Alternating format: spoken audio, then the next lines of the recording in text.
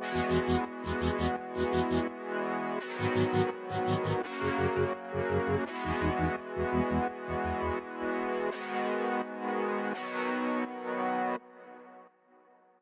name is Janet Othero. I am an advocate of the High Court of Kenya, practicing under the Technology and Telecommunication Practice Group in the Commercial Department at OK Law. My background generally was in corporate, commercial, and banking law. And as banks started leveraging on digital disruption, and then mobile network operators also started getting into the fintech space.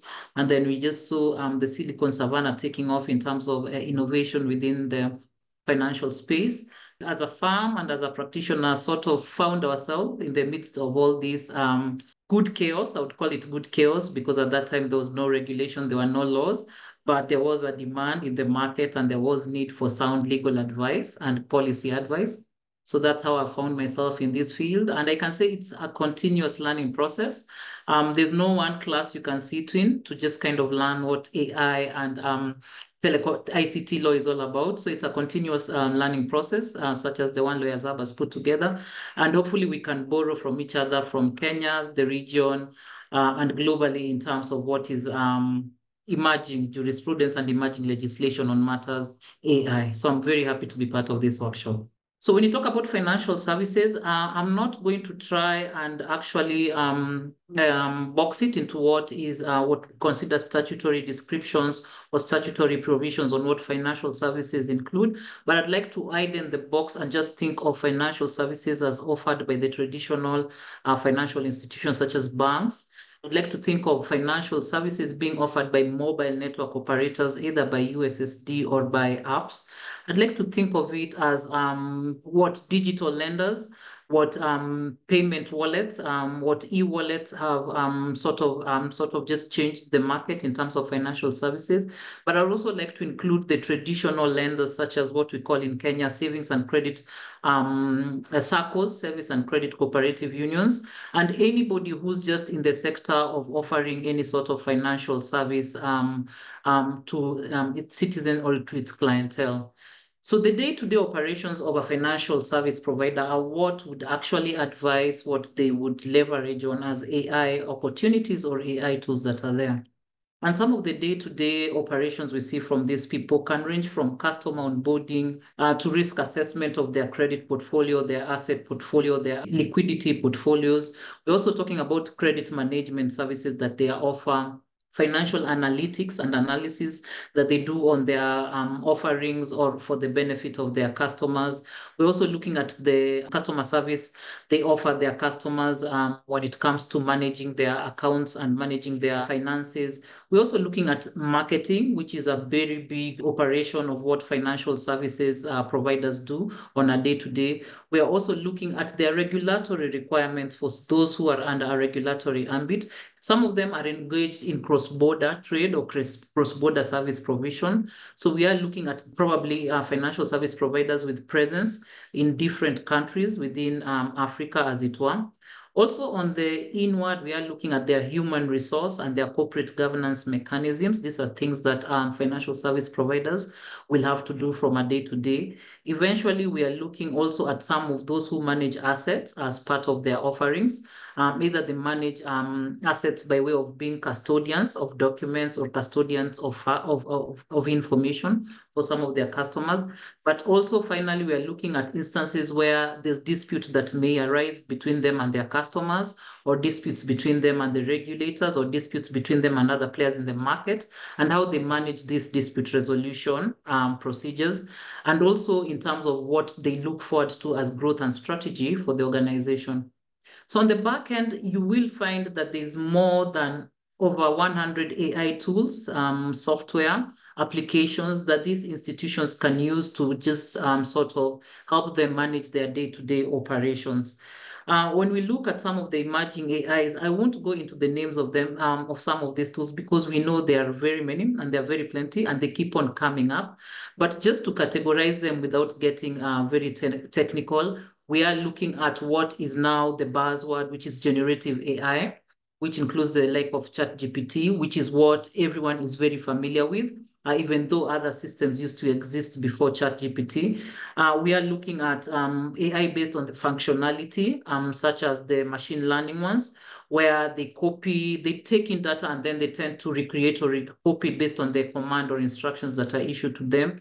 We are looking at language processors, which basically enable translation functionalities and speech functionalities. We are looking at AI that enables predictive analysis.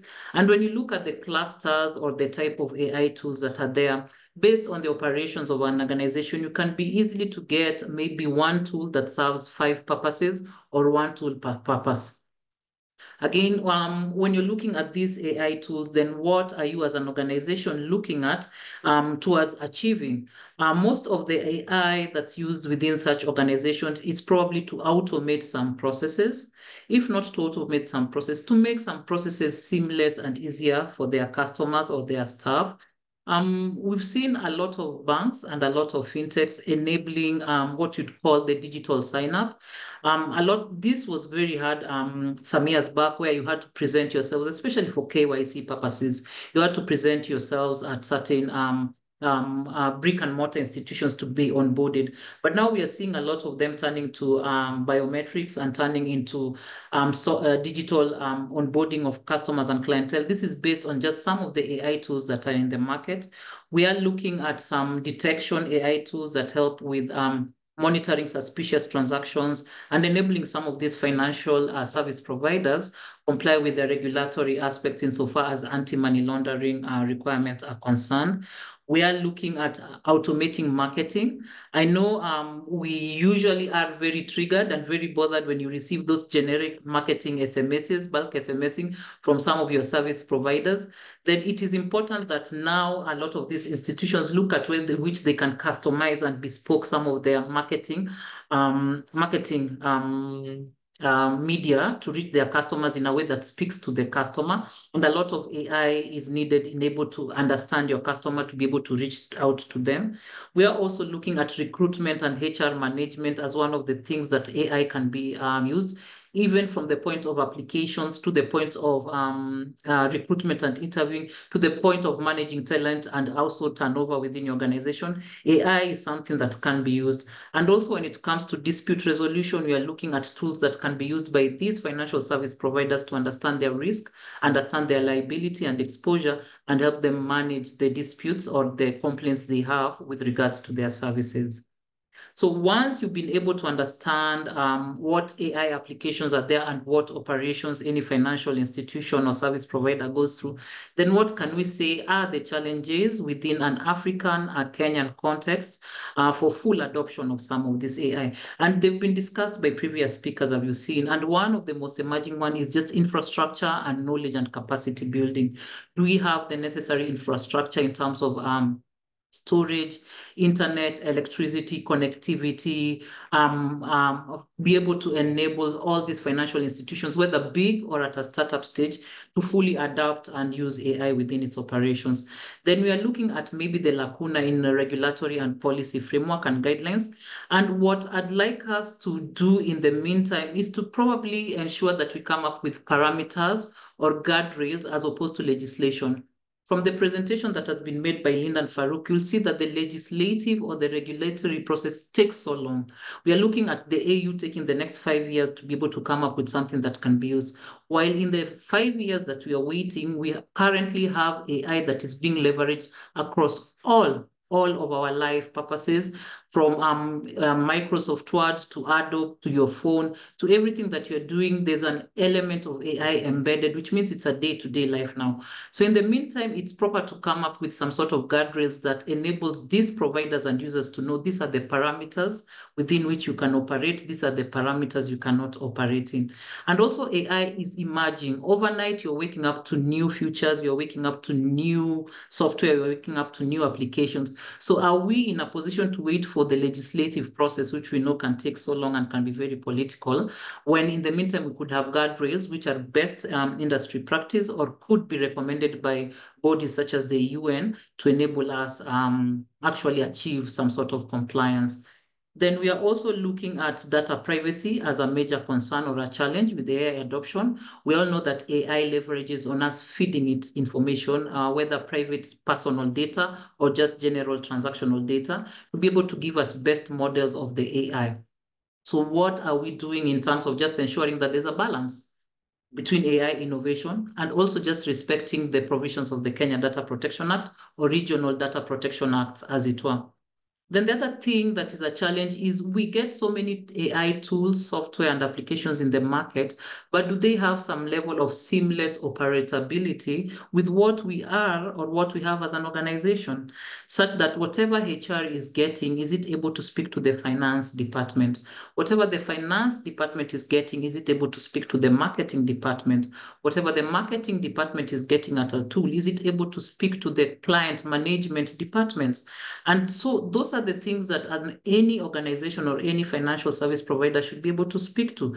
Are we getting things that are operable within the African market, within the Kenyan market? Are they taking into account our regulatory obligations, our peculiar customer habits, to be able to actually develop something that can be deployed in the market without any question? Then also, just on speaking on the functionality, is it, like we said, is it biased? Does it respect the human rights? Does it respect what we are seeking to achieve as a business? Is it any, does it have room for any after feedback or any afterthought in terms of tweaking it to make it suit the market? Is it something that can be used organization-wide, or is it something that's for siloed departments, therefore making buy-in a bit harder? Then it's important that any person looking to develop or acquire or leverage on AI to ensure that they get accountability of the organization overall. Otherwise, you end up with a tool or a platform or a system that is only functional to a silo and does not speak to the overall business strategy of the organization. So once you understand what the challenge is overall with adoption of AI for your organization, first of all, and for the region and for the market, then it becomes easier to just look out there and see what AI tools are available. I won't go into details because we've seen any showcase, but if there's anybody from any region within your organization, within your country that you're leveraging on any AI tool for a specific function or purpose, as I've said, please feel free to drop some of them in the chat section. The moderator will look at them. And maybe if you are a developer, just tell us what you're doing in terms of developing AI tools that can be used in the financial services. Not to brag, as a law firm, we are currently developing our own AI tool that will help us actually cover certain aspects of our day-to-day operations within the legal services. And I can say it's inbuilt. It's going to take into account a lot of feedback and a lot of information that the members of staff will give it to enable us come up with a product that we hope to leverage on, and also just invite other law firms to collaborate in the near future. So I think Farouk and Linda spoke about what is the strategy for AU within Africa. And all I can say is, even looking at your organization as a financial service provider, as somebody who supports a financial service provider, as somebody who is in the financial sectors, it's important to just understand what your risk appetite is. Understand what it is that you as a business want to achieve. Understand what is your technical strategy in terms of AI. What is it that you want to achieve in terms of collecting, improving your client interaction, you in terms of growth as a business within the financial services? So once you understand your business versus your technological strategy, then there are things that you'll need to look at when it comes to risks associated with AI. Intellectual property is one of those that have been mentioned. Who owns the copyright? Who owns the intellectual property accruing out of this collaboration? Is there an element of fairness and no bias when you use these tools, especially if you're looking at credit scoring, credit worthiness, loan granting, debt collection? Are we looking at an element of fairness? Are we within the data privacy laws that have been enacted when it comes to feeding this personal data? So again, also, what are you doing in terms of internal policies and procedures to just make sure that your staff are using the AI tools without any maliciousness, or are using it outside of the purpose for which it was intended for? ESG has been mentioned before. Are we using AI? Are we using AI for sustainability? Are we using it for growth? Are we using it to be environmentally compliant as part of our obligations as a financial service provider? Then is it performing the intended role or the intended function, or is it not performing at all? And if it is not performing, are we able to overhaul it, or can we take it back for more customization? Then is it able to scale up, and is it able to serve the entire enterprise, or it's one of those tools that will remain, if it's customer facing only, but it's not able to also give us any sort of information or feedback on how we can leverage on our business strategy to improve our customer facing abilities. Is it also able to unlock the full potential of the organization? Is it friendly? Is it user friendly? Is the user experience quite good, so that you ensure you get buy-in from the staff and regular use? Because with AI, regular use translates into better results. Or is it something that will sit within your platforms and your systems and die a slow death? Then are we looking at a situation, like we've said, jobs and skill improvement? Are we looking at a situation where we are seeing a new role being created, that of an AI officer, in the same way we have the data protection officer? Because for any AI system to use, there must be buy-in from top to bottom, but there also must be somebody who's responsible and accountable for how this thing is being used internally, externally, and must also be the one interfacing with any regulator in terms of how safe and ethical this tool is being used internally.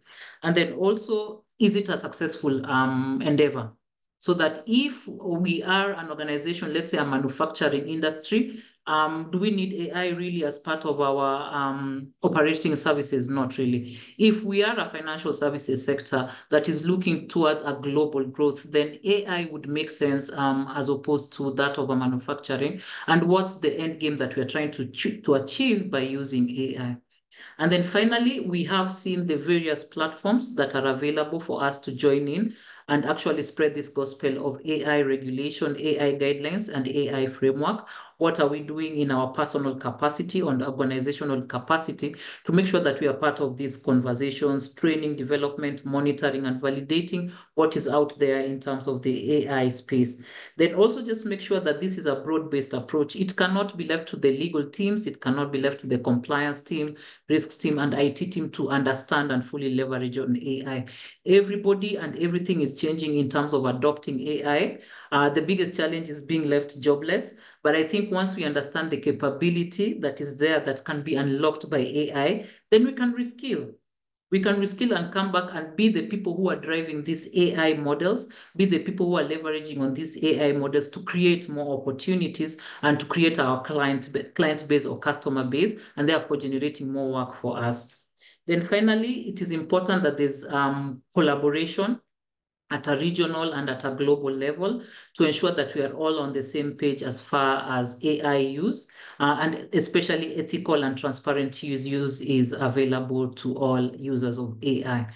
So with that, I'll hand it over back to the moderator, and then we can undertake some Q&A. And also, I welcome your comments or your views on what is happening within your country when it comes to AI in the financial services sector.